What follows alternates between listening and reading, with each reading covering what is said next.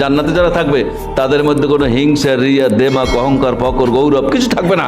তারা থাকবে স্বচ্ছ আয়নার মতো। সুবহানাল্লাহ।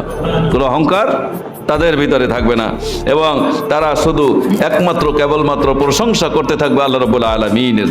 আল্লাহ রাব্বুল আলামিনের প্রশংসা এই জন্য করবে যে আল্লাহ, তুমি যদি হেদায়েত না দিতা, তুমি যদি আমাদেরকে হেদায়েত না দিতা, তুমি যদি আমাদের পথ না দেখাতা, তুমি যদি আমাদেরকে কোরআন না দিতা, তুমি যদি রিসালাত নবী না পাঠাতা, তাহলে তো আমরা তোমার পথের দিশা পেতাম না।